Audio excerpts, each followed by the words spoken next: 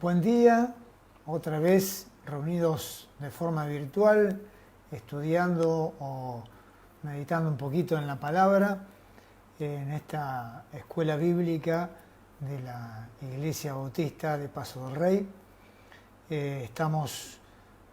Continuamos con los estudios de los Evangelios sinópticos y en esta oportunidad estamos en Marcos capítulo 9. Veníamos viendo Marcos junto con Mateo y Lucas, que justamente son los evangelios sinópticos, una seguidilla de temas en donde veíamos el testimonio de Pedro de una forma tan sincera, tan directa y humilde, ¿no es cierto? Porque no solamente cuenta la grandeza de la manifestación del Señor, dándoles a conocer las cosas que eran importantes para lo que venía después, sino también la incredulidad, ¿no?, de Pedro y el resto de los discípulos, pero Pedro lo está contando en primera persona y Marcos lo está registrando, ¿no? Es decir, Marcos registra todo el testimonio, todas las anécdotas que eran parte de ese testimonio, las enseñanzas de Jesús que eran parte de ese testimonio, las registra en este evangelio, ¿no? Entonces, nosotros al leer el evangelio de Marcos podemos darnos cuenta qué era lo que contaba Pedro, ¿no? Y Pedro, con total humildad, estaba contando aquellas cosas que habían vivido con Jesús, pero sin dejar de contar sus torpezas y sus incredulidades, ¿no es cierto? Y esto es lo maravilloso de la palabra, porque en todos los casos pasa esto, ¿no es cierto? Nos encontramos que solamente en la palabra el héroe es el Señor, ¿no? De ninguna manera aquellos que le sirvieran. Los que le sirvieron siempre se encontraron que no eran dignos de ser testigos o de llevar adelante aquello que están contando, ¿no es cierto? Entonces, pueblo de Israel y los reyes y los profetas y todo, siempre el registro es qué mal que estábamos nosotros, pero Dios hizo esto con nosotros, ¿no?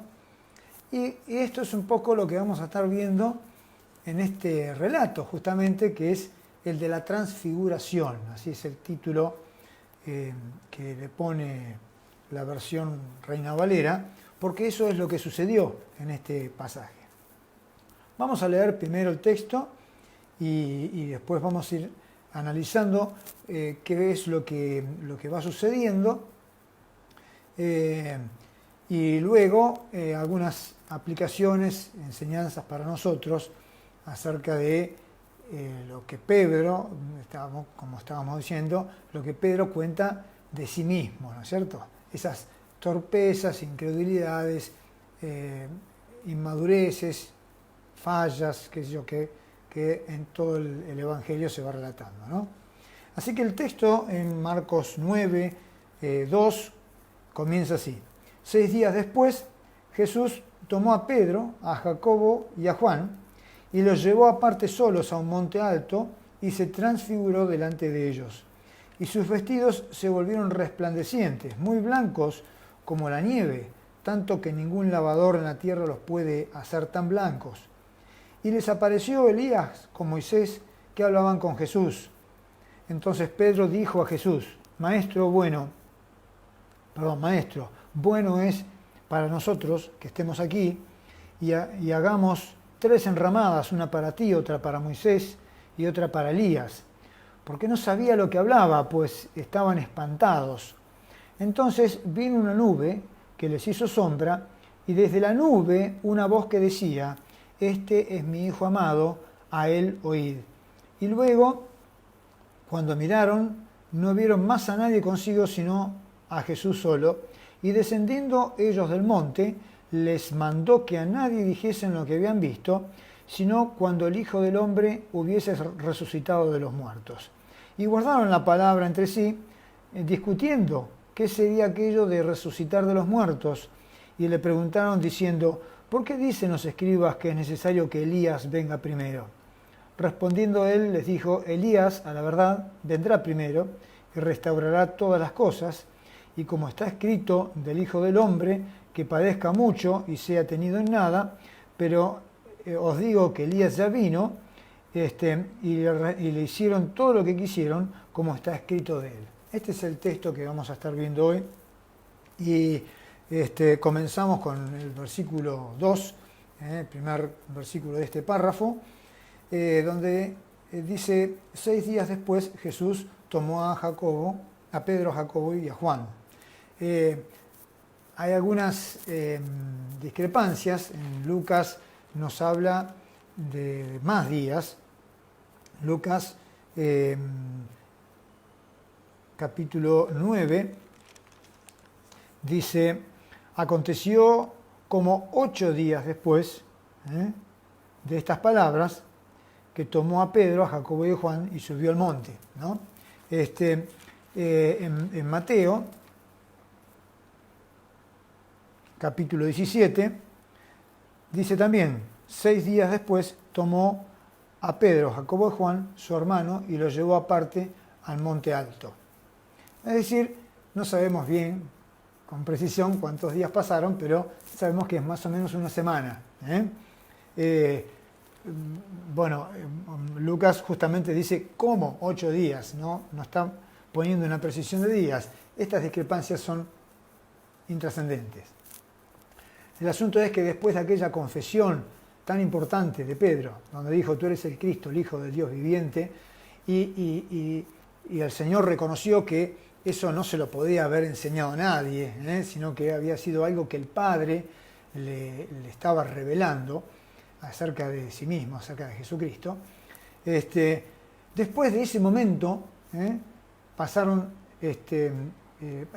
otro suceso más, que es aquel momento donde Pedro, cuando Jesús está contando que tiene que ir a Jerusalén, padecer de los escribas y de los saduceos y de los sacerdotes, y morir, al tercer día resucitar.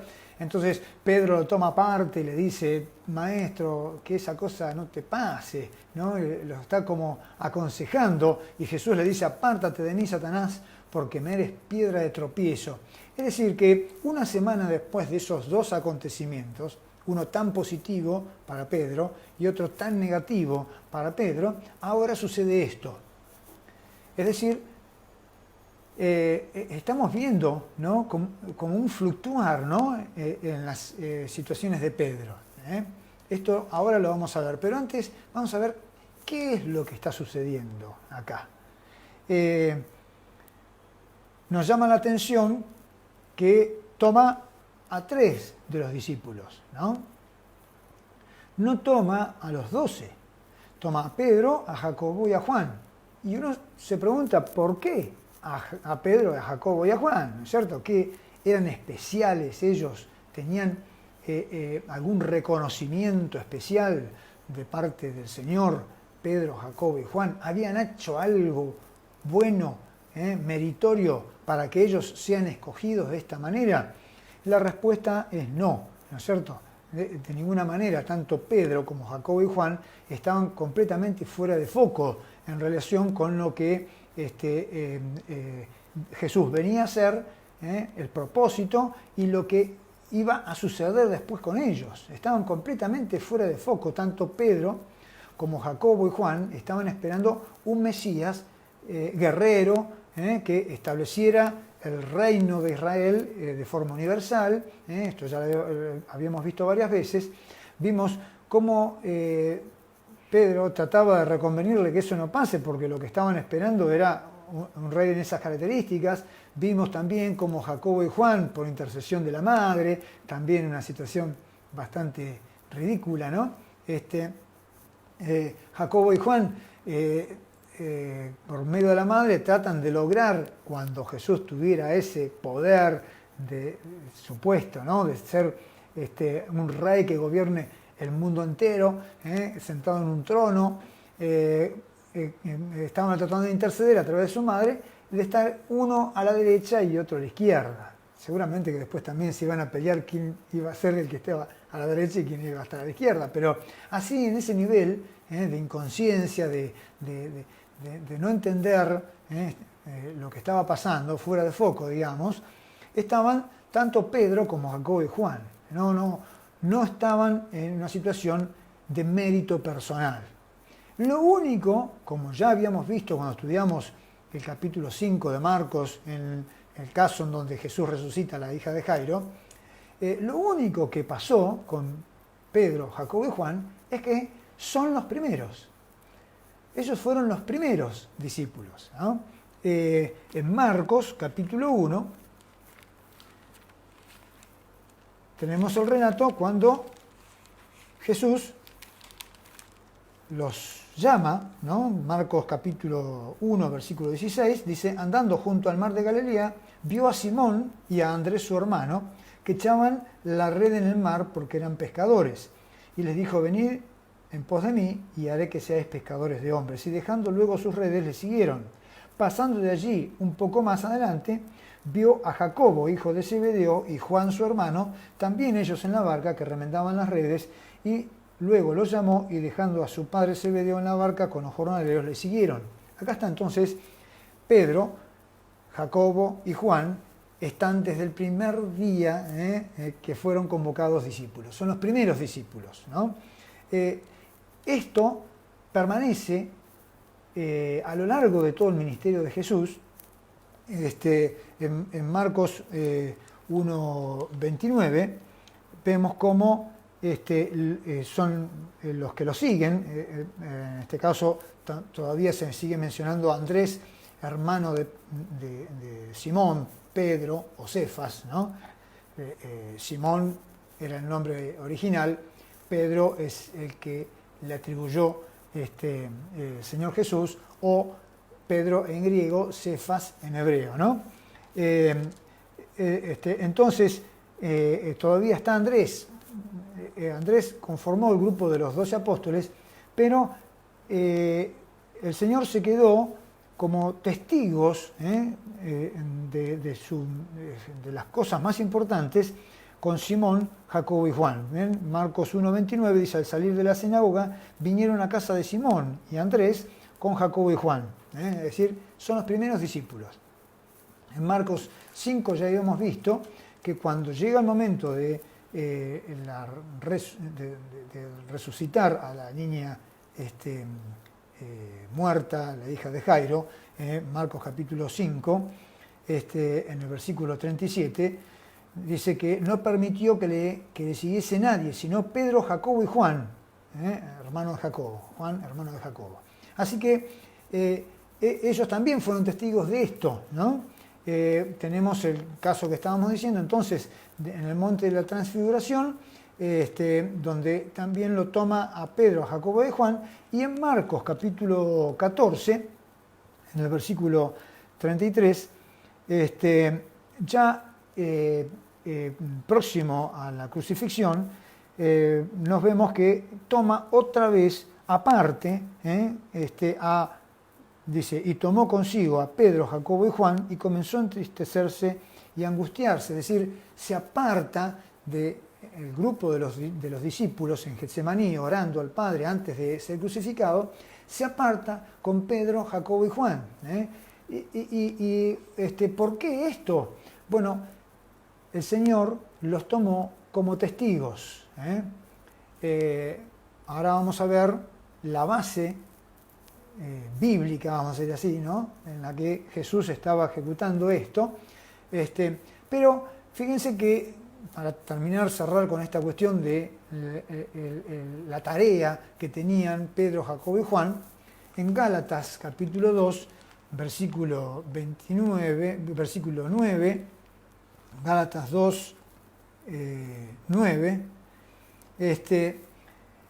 Pablo cuenta que antes de comenzar su ministerio, una vez que él había recibido el Evangelio de parte del Señor Jesús, se encuentra entonces con los apóstoles y se reconoce la enseñanza del Señor Jesús recibida por Pablo, que es el Evangelio, y se hace ese reconocimiento de Pablo como apóstol a los gentiles y Pedro a la circuncisión. Y dice en el versículo 9, reconociendo la gracia que me había sido dada, Jacobo, Cefas, es decir, Pedro o Simón, Jacobo, Cefas y Juan, que eran considerados como columnas, nos dieron a mí y a Bernabé la diestra en señal de compañerismo para que nosotros fuésemos a los gentiles y ellos a la circuncisión.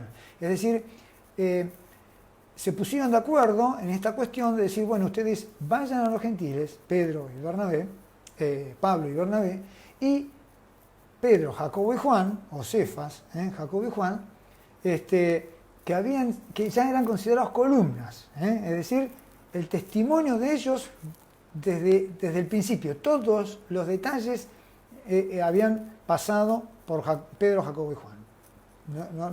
Jesús no había dejado nada que Pedro, Jacobo y Juan no supieran, porque eran los testigos. Entonces, acá hay un acuerdo, es decir, nosotros vamos a ir a los de la circuncisión, a los hebreos, ustedes vayan a los gentiles. Y así repartieron la tarea, pero lo importante acá es que eran considerados columnas por el hecho de que desde el primer día del ministerio de Jesús, cuando Jesús comenzó su ministerio, empezó solo, pero llamó a los primeros apóstoles que llamó, fue a estos tres. Andrés también, pero los que permanecieron en esa cuestión de ser testigos, apartados, tomados por Jesús, fueron Pedro, Jacobo y Juan. ¿Por qué entonces fueron al monte de la transfiguración, o a ese monte donde Jesús se transfiguró? Pedro, Jacobo y Juan, porque eran los primeros. No había ninguna otra ventaja que tuvieran ellos sobre los otros apóstoles. Simplemente eran los primeros. ¿Y por qué Jesús toma discípulos para ir al monte y transfigurarse? ¿Por qué no fue solo a ese monte? Y bueno, tiene que ver con el hecho de que Jesús está cumpliendo algo que en Mateo capítulo 18 nos lo dice también que debemos cumplirlo nosotros. Mateo capítulo 18, ya vamos a estudiar este pasaje con detenimiento, muy rico en muchas cuestiones para la iglesia. Esta es la segunda oportunidad en donde en el Evangelio de Mateo se menciona el término iglesia. Ya lo habíamos visto la primera vez en Mateo 16, ¿no? Cuando decía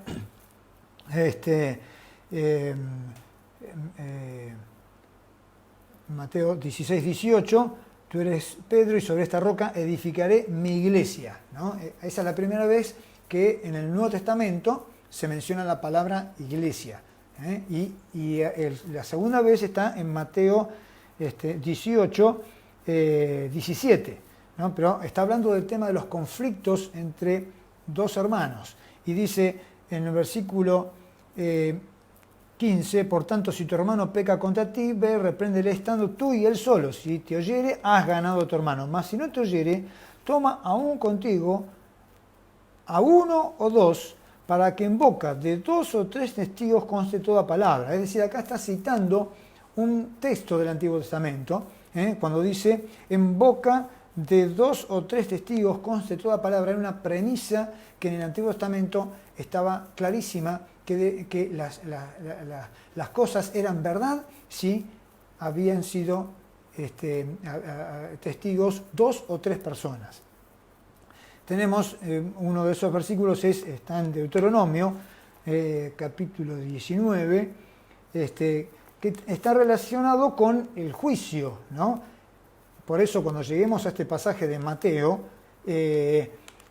vamos a darnos cuenta que en realidad el Señor Jesús cambia el sentido.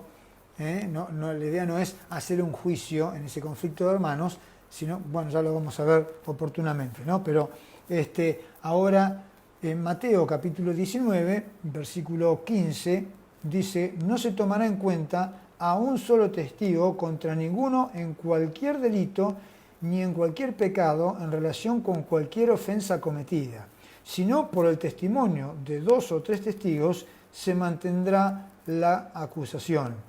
Después sigue hablando del testigo falso, ¿no? Es decir, 2 o 3 testigos. En Deuteronomio 17, también cuando llegaba el momento de ejecutar un castigo, en este caso podía ser la muerte, o sea,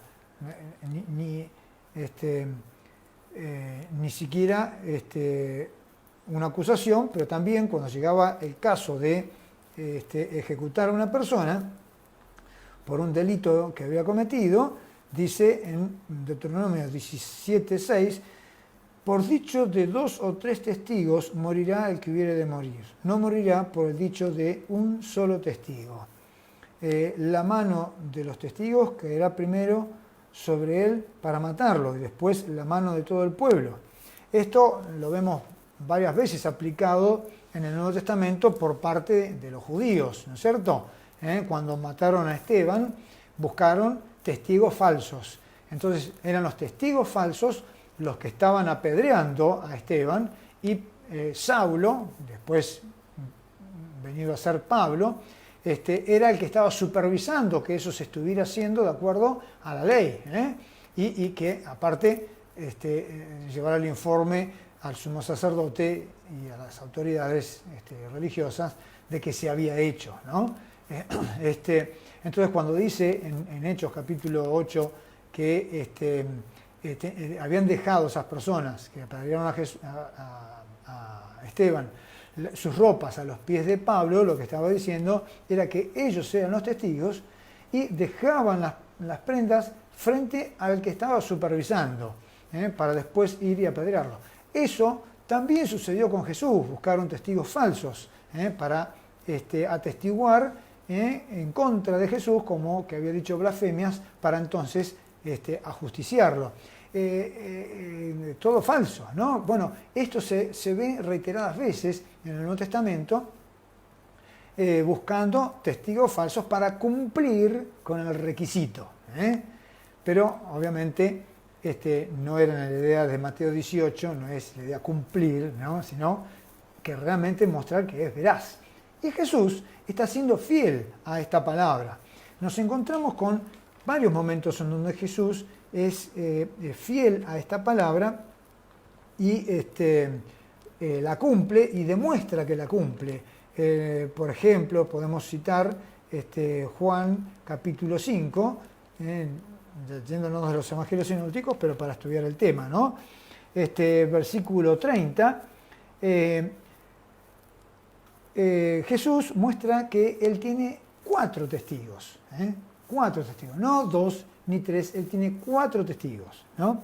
En el versículo 33 dice, vosotros enviasteis mensajeros a Juan y él dio testimonio de la verdad, pero yo no recibo testimonio de hombre alguno, mas digo esto para que vosotros seáis salvos. Primer testimonio es Juan, pero más allá del testimonio de un hombre, ahora versículo 36 dice, mas yo tengo mayor testimonio que el de Juan, porque las obras que el Padre me dio para que cumpliese, las mismas obras que yo hago, dan testimonio de mí, de que el Padre me ha enviado. Es decir, mis obras, las obras que el Padre me dio que haga, que me mandó que yo haga, eso está diciendo Jesús, dan testimonio de mí. Esto es mayor testimonio que el testimonio de Juan. Versículo 37, también el Padre que me envió ha dado testimonio de mí. Nunca habéis oído su voz, ni habéis visto su aspecto, ni tenéis su palabra morando en vosotros, porque a quien él envió vosotros no creéis. Había dado testimonio en una voz audible cuando Jesús se bautizó. Este es mi Hijo amado en el cual tengo complacencia, ¿no? El Padre dio testimonio. Dice en el versículo 39, escudriñad las Escrituras, porque a vosotros os parece que en ellas tenéis la vida eterna, y ellas son las que dan testimonio de mí, y no queréis venir a mí para que tengáis vida.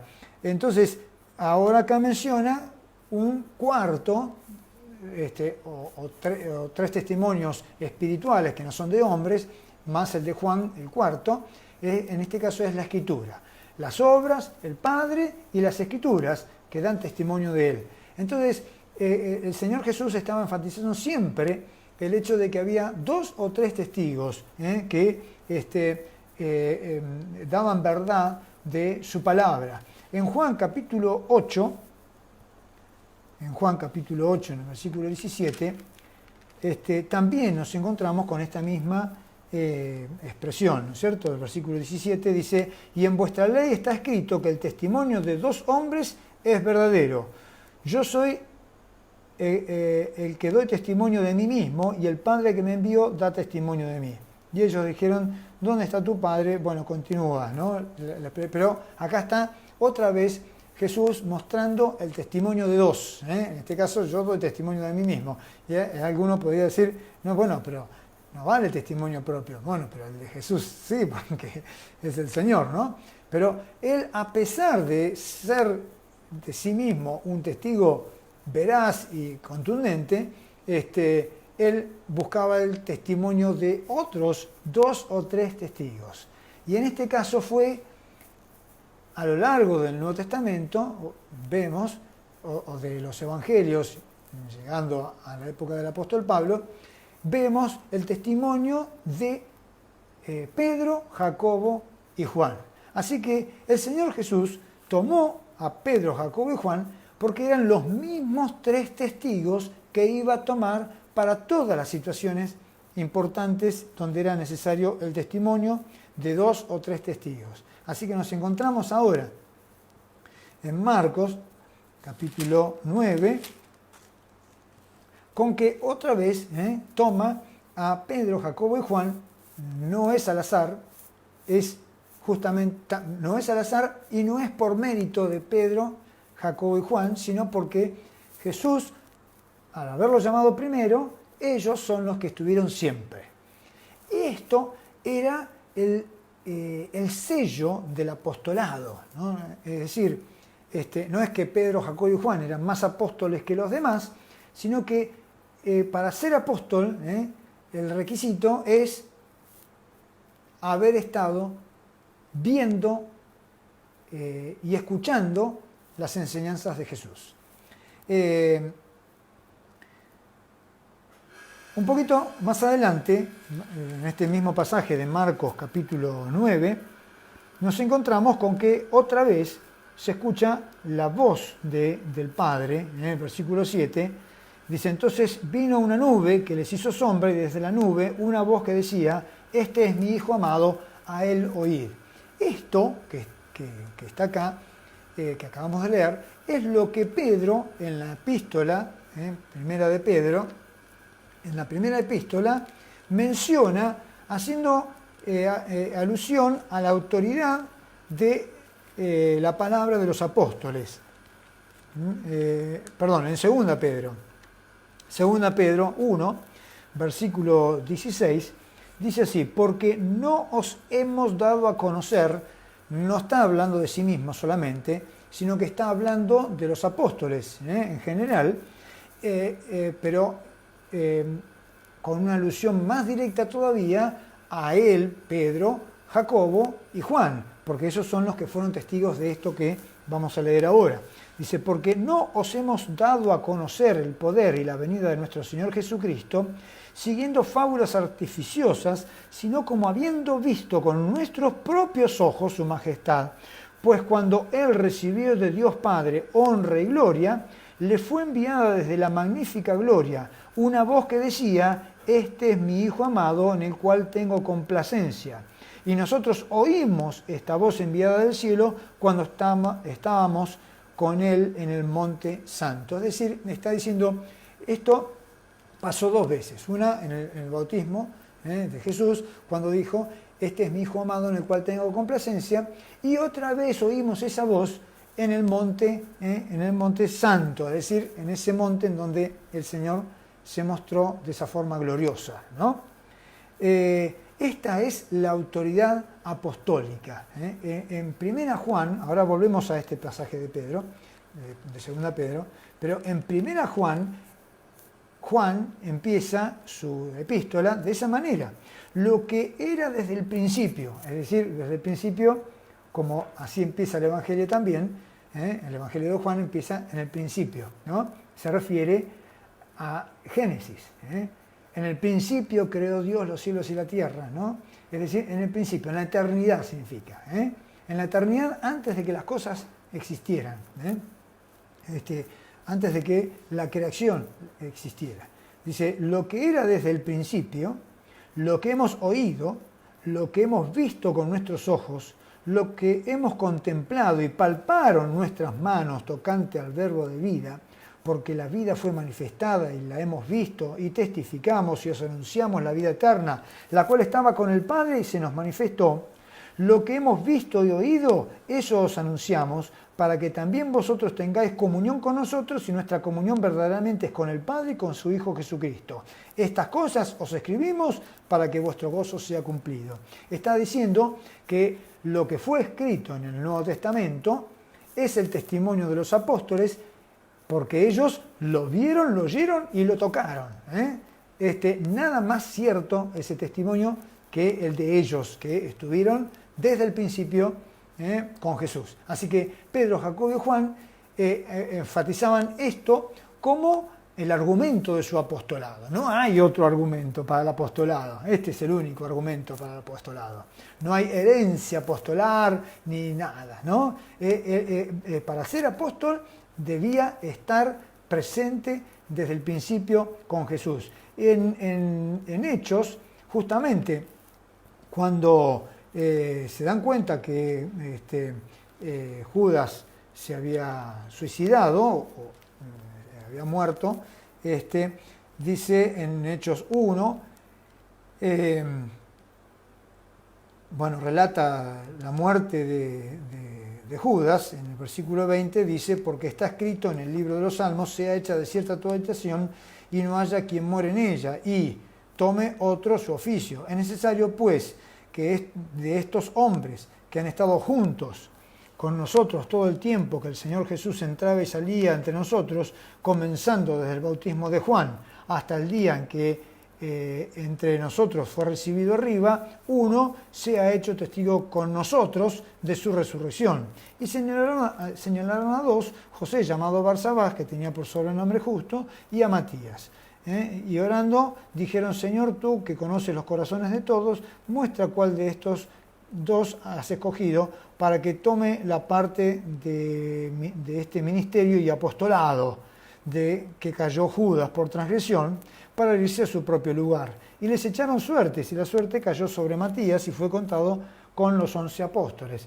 Y esto ya lo vimos cuando vimos Mateo capítulo 10 acerca de la autoridad del apostolado, ¿no? Pero echaron suertes como lo hacía el sumo sacerdote con el Urim y el Tumim, las dos piedritas que tenían en el pectoral, es decir, como un cara o seca, ¿no? Para definir entre dos opciones, a ver cuál de las dos es la que Dios quiere. Así que habían seleccionado a José, llamado con sobrenombre el Justo, es decir, Justo y Matías. Justo y Matías habían sido los dos que también habían visto a Jesús y habían sido testigos, sin ser apóstoles, sin haber sido de los 12 discípulos, pero habían estado y vieron el bautismo de Jesús por medio de Juan y todas las otras cosas. Es decir, que estos dos también estuvieron presentes en el momento en que el Padre dio esa voz desde el cielo, este es mi Hijo amado, en el cual tengo complacencia. Así que no solamente los apóstoles habían sido testigos de esa voz, ¿no es cierto? Pero dice, no la tuvieron en cuenta, decía.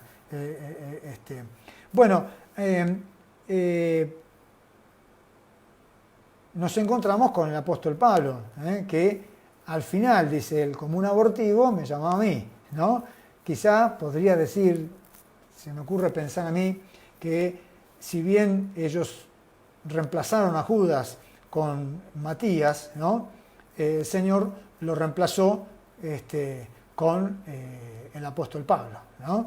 Pero más allá de esta cuestión del reemplazo de Judas, acá tenemos la clave del apostolado. La clave del apostolado es, como dice acá, es necesario que de estos hombres que han estado juntos con nosotros todo el tiempo que el Señor entraba y salía entre nosotros, comenzando desde el bautismo de Juan hasta el día en que fue de entre nosotros fue recibido arriba, uno se ha hecho testigo con nosotros de su resurrección. Así que eso era el sello del apostolado, haber sido testigos de todas las cosas que Jesús hizo. Y Pedro y Juan muestran eso en sus epístolas. Nosotros, dice Pedro, no seguimos esto, no hablamos de estas cosas siguiendo fábulas artificiosas, sino que nosotros somos testigos. Y volviendo al pasaje de 2 Pedro, capítulo 1, del versículo 16 al 18, entonces habla de la autoridad de los apóstoles como testigos presenciales de la gloria de Jesucristo, pero en el versículo 19 al 21 habla del Antiguo Testamento. Dice, tenemos también la palabra profética más segura, la cual hacéis bien en estar atentos como una antorcha que alumbra en lugar oscuro hasta que el día esclarezca y el lucero de la mañana salga en vuestros corazones. Entendiendo primero esto, que ninguna profecía de las Escrituras es de interpretación privada, porque nunca la profecía fue traída por voluntad humana, sino que los santos hombres de Dios hablaron siendo inspirados por el Espíritu Santo. Está hablando de la profecía del Antiguo Testamento.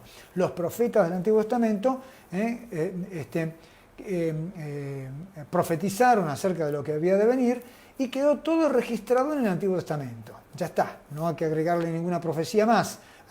Y al testimonio de los apóstoles no hay que agregarle ningún testimonio más. Así que, por eso, Pablo, en Efesios capítulo 2,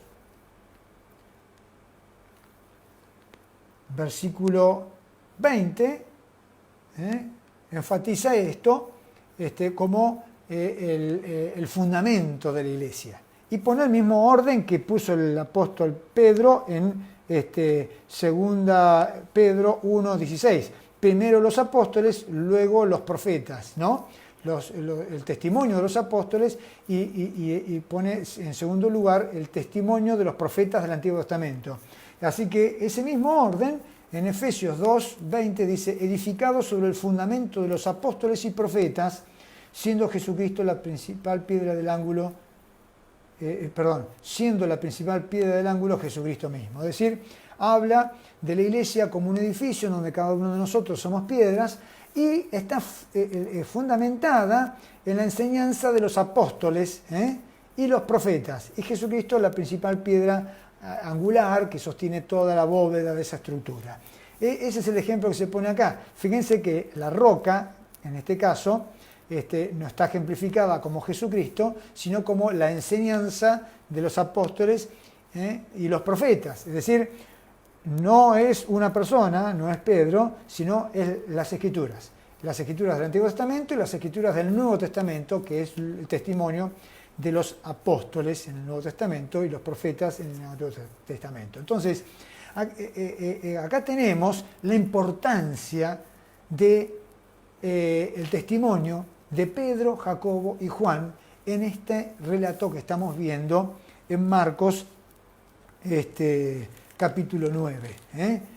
La importancia es que Jesús siempre se buscó del testimonio de estos tres testigos, no variados, sino los mismos, para que en boca de 2 o 3 testigos conste toda palabra, cumpliendo esa premisa de las Escrituras del Antiguo Testamento, ¿no? Entonces, ahí explicamos esta cuestión, pero además explicamos la autoridad apostólica, en qué radica, ¿no? Y explicamos la autoridad de las Escrituras, ¿en qué radica? Radica en el testimonio de personas que vieron, oyeron y palparon. Entonces, tenemos el Antiguo Testamento, que es la palabra profética más segura, que nos alumbra como una antorcha, dice el apóstol Pedro, y tienen el testimonio nuestro, que es presencial. Nosotros vimos, oímos. Así que tanto el Antiguo Testamento como el Nuevo Testamento concuerdan en una sola persona. Es el Señor Jesús, como leímos ahí en Juan, capítulo 5, que las Escrituras dan testimonio de mí, dice, escudriñad las Escrituras, que ellas dan testimonio de mí, decía Jesús. O sea que las Escrituras en el Antiguo Testamento abundan en detalles acerca de Jesucristo, que iba a venir. Y los apóstoles dan testimonio de Jesucristo, que es el que vino. Así que, por eso esas tres personas. Y dice que subió a ese monte, versículo Marcos 9:2, lo llevó aparte solo hacia un monte alto y se transfiguró delante de ellos. Fíjense que en Lucas nos da más detalles sobre el suceso, ¿no? Sobre el acontecimiento. Lucas 9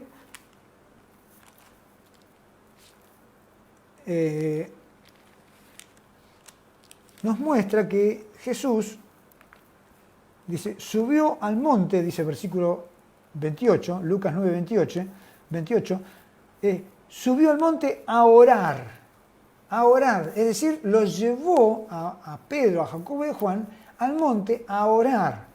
¿Sabía él lo que iba a pasar? Seguramente que sí, No fue solo a orar como otras veces, ¿no? Fue a ese monte con Pedro, Jacobo y Juan y se puso a orar, y entre tanto que oraba, la apariencia de su rostro se hizo otra y su vestido blanco y resplandeciente. Fíjense lo que estaban presenciando. En Marcos dice, versículo 3, 9:3, dice, y sus vestidos se volvieron resplandecientes. Quiere decir que también Pedro, Jacobo y Juan se vieron a sí mismos con los vestidos, la ropa resplandeciente.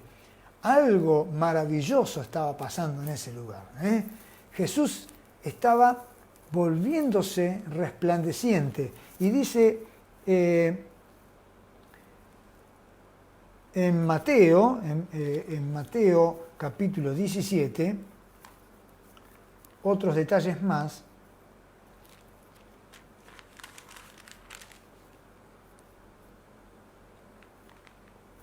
Mateo 17, versículo 2, dice, y se transfiguró delante de ellos y resplandeció su rostro como el sol y sus vestidos se hicieron blancos como la luz.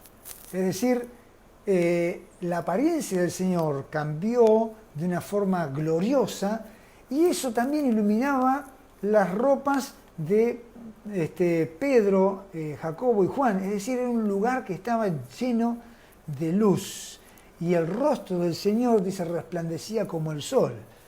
Qué cosa tremenda. Acuérdense que cuando Moisés bajó del monte Sinaí, de haber estado en la presencia de Dios recibiendo las tablas de la ley, su rostro resplandecía de tal manera que le hicieron una cortina, le hicieron un velo, porque no lo podían mirar. Qué cosa maravillosa. Algo parecido les estaba pasando a Pedro, a Jacobo y Juan, que estaban ahí con el Señor en esa transformación gloriosa, siendo testigos de lo que realmente era Jesús, esa forma gloriosa, y entonces sus propias vestiduras también pasaban a estar resplandecientes.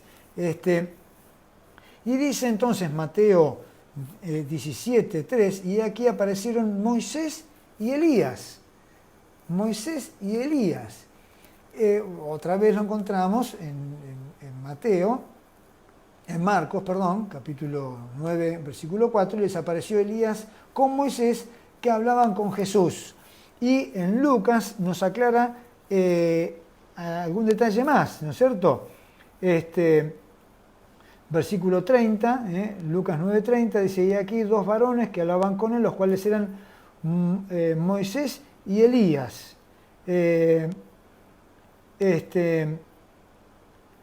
Quienes aparecieron rodeados de gloria y hablaban de su partida que iba Jesús a cumplir en Jerusalén. Es decir, no solamente nos cuentan que Lucas que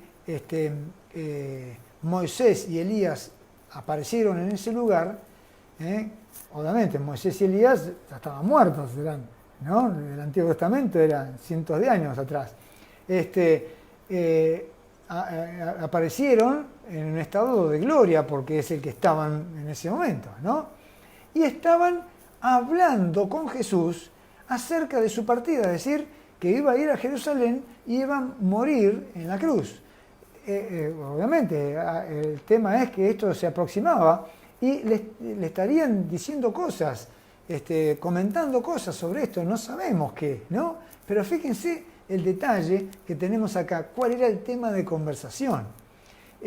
Los apóstoles estaban ahí presenciando todo esto, pero metámonos un poquito en el relato y qué era lo que estaba sucediendo. Dice que Jesús fue con ellos a ese monte y comenzó a orar, ¿no? Si miramos un poquito más adelante en Lucas 9, llegamos al versículo 37 que dice: al día siguiente, cuando descendieron del monte, quiere decir que pasaron toda la noche ahí. Pasaron la noche de tal manera que en el versículo 32 de Lucas 9 dice: y Pedro y los que estaban con él estaban rendidos de sueño, mas permaneciendo despierto, vieron la gloria de Jesús y a los dos varones que estaban con él. Es decir, pasó toda la noche. Durante la noche, Pedro, Jacobo y Juan ya estaban rendidos de sueño, ya como otras veces les pasó, se dormían mientras oraban, pero Jesús permanecía en oración y en esa oración la gloria del Padre se manifestó. Elías y Moisés se manifestaron hablando con Jesús acerca de la muerte y resurrección, y Jesús se transfiguró en esa apariencia gloriosa de Jesucristo como Hijo de Dios. Así que ellos pudieron ser testigos porque permanecieron despiertos, pero estaban durante toda la noche en esta situación. Podemos imaginarnos entonces lo que habrá sido para ellos, medios dormidos, pero de pronto encontrarse con todo esto, ¿no? Así que en esa inconsciencia de lo que realmente estaba pasando, de la grandeza de lo que estaba pasando, en Marcos capítulo 9, en el versículo 5, nos relata que Pedro, antes de que se vayan, ¿no? Porque ahora lo vamos a ver el detalle en Lucas, Pedro les dijo, le dijo: maestro, bueno es para nosotros que estemos aquí. Hagamos 3 enramadas, una para ti, otra para Moisés y otra para Elías. Porque no sabía lo que hablaba, pues estaban espantados. Era tan grande, tan magnífica la experiencia, que estaban desbordados. Dice en Lucas 9:33, que dice: y sucedió que apartándose ellos de él, Pedro dijo a Jesús: maestro, bueno es para nosotros que estemos aquí, hagamos 3 enramadas, una para ti, una para Moisés y una para Elías, no sabiendo lo que decía. Mientras él decía esto, vino una nube que los cubrió. Es decir, él ve que estos se estaban apartando de él. Entonces Pedro dijo: que no se vayan. Esto es fabuloso, es buenísimo. Quedémonos acá, vamos a hacer unas enramadas, unas chozas para que estemos acá. Quédense, no se vayan, ¿no? Era una incoherencia que estaba diciendo Pedro, pero él no sabía lo que es el testimonio de Pedro, que cuenta las grandezas de Jesús y las pequeñeces, las incoherencias, ¿no?, de él y de los apóstoles, ¿no? Entonces acá ya estamos viendo qué es lo que estaba pasando. También dice que una nube cubrió, estamos leyendo, versículo 35 de Lucas 9, dice: y vino una voz desde la nube. Versículo 34 dice: mientras él decía esto, vino una nube que los cubrió y tuvieron temor al entrar en la nube. Y vino una voz desde la nube que decía: este es mi Hijo amado, a él oíd. Esta nube, ellos sabían bien como judíos qué era esa nube, porque era la nube de gloria que acompañó al pueblo de Israel por el desierto que se manifestó en el monte de Sinaí, que descendió sobre el tabernáculo una vez que fue realizado ahí en el desierto, y que descendió sobre el templo una vez que fue construido. Es decir, la nube de gloria, la Shekinah, como decían en el Antiguo Testamento, en hebreo, ¿no? La nube de gloria, la presencia de Dios. Vamos a leer un solo texto para que entendamos, es Éxodo 24, que es cuando en el monte de Sinaí Moisés recibe las tablas de la ley, ¿no? Éxodo 24, en el versículo... Éxodo 24, en el versículo... Bueno, todo el relato, ¿no? Pero vamos a ver desde el versículo 15, que dice: entonces Moisés subió al monte y una nube cubrió el monte, y la gloria de Jehová reposó sobre el monte Sinaí, y la nube lo cubrió por 6 días, y al 7º día llamó a Moisés de en medio de la nube, y la apariencia de la gloria de Jehová era como fuego abrasador en la cumbre del monte, y a los ojos de los hijos de Israel. Y entró Moisés en medio de la nube y subió al monte, y estuvo Moisés en el monte 40 días y 40 noches. Esa nube, que es la manifestación de la gloria de Dios, se vea manifestado ahora en este otro monte. Fíjense ustedes, ¿no? Que, digamos, vuelve a repetirse la situación. Así como Moisés había estado en el monte Sinaí, ahora Jesús se transfigura delante de Pedro, Jacobo y Juan, y otra vez Moisés está en este monte en donde Jesús está revelándose a los discípulos como Hijo de Dios. ¿Por qué Moisés y Elías? Porque, bueno, 3 testigos eran en la tierra, pero también 3 testigos, 2 en este caso, celestiales, estaban manifestándose, más la voz del Padre. 3 testigos en la tierra y 3 testigos en el cielo estaban dando testimonio que Jesús es el Hijo de Dios. Moisés, Elías y el Padre estaban dando testimonio en ese monte donde Jesús subió a orar, que Jesús es el Hijo de Dios. Y en la tierra, Pedro, Jacobo y Juan estaban siendo testigos de que 3 testigos celestiales estaban dando testimonio de que Jesús es el Hijo de Dios. Maravilloso, maravilloso. De tal manera que no les quedara ninguna duda. Iban a pasar muchas cosas en la vida de Pedro, de Jacobo y Juan, pero Pedro nos relata todas las situaciones personales de él, ¿no es cierto? Y cuántos vaivenes hubo en la vida de Pedro, cuántos sub y baja en la fe de Pedro, ¿no es cierto? Y Pedro necesitaba, como el resto de los apóstoles, una manifestación clara, ¿no? de la veracidad de Jesús como Hijo de Dios. Ellos no podían entender que Jesús iba a morir en la cruz y resucitar al 3er día. De esto hablaban Jesús y dice Marcos, capítulo 9,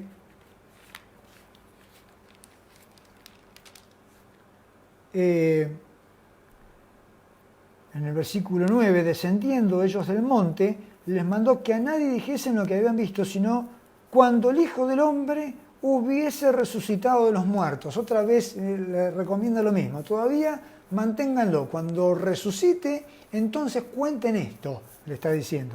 Y guardaban la palabra entre sí, discutiendo qué sería aquello de resucitar de los muertos. Es decir, para ellos todas las cosas que iban viviendo eran nuevas, que no se podían entender. Esto de que Jesús iba a morir y resucitar de los muertos era totalmente inimaginable para ellos. De tal manera que Jesús hablaba, pero ellos no entendían lo que Jesús estaba hablando, no se daban cuenta de qué era lo que les estaba anticipando. Hasta que sucedieron las cosas y entonces el testimonio de Pedro, como el resto de los apóstoles, pasó a ser importantísimo, no solamente para los demás, sino para sí mismos. Ellos necesitaban tener una certeza clara de que Jesús era el Mesías, que venía a morir en la cruz y resucitar al tercer día para cumplir un plan redentor, que era el plan que el Padre tenía con el Hijo, ¿no? Y necesitaban este tipo de evidencias, pero además era el testimonio necesario que las Escrituras marcaban que debía haber, el testimonio de 2 o 3 testigos. Así que no había duda para Pedro, Jacobo y Juan que Jesús es el Hijo de Dios, no había ninguna duda. Y nos transfieren ese testimonio para que nosotros lo creamos. Alguno podrá decir, yo quiero que Dios se me presente acá mismo, donde estoy, pero ya está, ya lo hizo. No, ¿quién soy yo para exigir eso? Si ya lo hizo. Ya el Señor Jesús se encarnó, vivió manifestando su gloria. Pedro, Jacobo y Juan presenciaron la maravillosa gloria de Jesús con el testimonio celestial de Moisés, Elías y el Padre dando esa voz. Ya está, ¿qué más quiero yo? Ahora lo único que tengo que hacer es recibir el testimonio de ellos y creerlo, ¿no? No soy nadie especial como para demandar de Dios algo que Él ya hizo. Es como pedir que vuelva a morir en la cruz por mis pecados. Ya murió. Ya Él murió y resucitó. Ya está, ya todo está hecho. Ahora lo tenés que recibir. Cristo vino, se encarnó, vivió, manifestó su gloria, murió en la cruz, resucitó el tercer día, ascendió, está a la diestra del Padre y viene pronto. Recibilo, créelo y sé salvo. Pero le hacen una pregunta más todavía, ¿no es cierto? Porque claro, habían visto a Elías ahí, ¿no? Estaba Moisés y estaba Elías y dice, le preguntaron, diciendo, ¿por qué dicen los escribas que es necesario que Elías venga primero? Respondiendo él les dijo, Elías a la verdad vendrá primero y restaurará todas las cosas. ¿Y cómo está escrito del Hijo del Hombre que padezca mucho y sea tenido en nada? Pero os digo que Elías ya vino y le hicieron todo lo que quisieron, como está escrito de él. Está diciendo, Elías era Juan el Bautista, eso lo dijo varias veces, ya lo vimos, lo hemos estudiado. Elías era Juan el Bautista. Juan el Bautista vino con el mismo poder, la misma autoridad y palabra de Elías, ¿no? Y preparó el camino. Con el bautismo de arrepentimiento, preparó el camino para la predicación de Jesús y la manifestación de su gloria. Preparó el camino. Ahora, con él hicieron lo que quisieron, lo terminaron decapitando, ¿no? Hicieron lo que quisieron, ¿no? Bien, también con el Hijo del Hombre. También con el Hijo del Hombre va a pasar así. ¿Y cómo está escrito que del Hijo del Hombre que padezca mucho y sea tenido en nada, ¿no? Jesús iba a pasar por eso. Él trataba de enfatizar, que no nos vayamos por las ramas, sino trataba de enfatizar el hecho de que lo importante que venía ahora es que Él iba a morir en la cruz e iba a resucitar al tercer día. Bueno, ellos bajaron de ese monte sin entender claramente lo que había pasado. Es decir, siendo testigos, pero sin darse cuenta de la dimensión de la sucesión de hechos que venían pasando. Pero vamos a ver algunas cositas rápidamente acerca de Pedro como persona viviendo esta experiencia. Pedro, el que había, como los otros apóstoles, visto que en sus manos se multiplicaba el pan, pero después en la barca se cuestionaban que Jesús les decía, no entendieron lo del pan, confunden lo de la levadura de los fariseos y Herodes, la enseñanza que les estoy dando con pensar de que no trajeron pan, ¿no?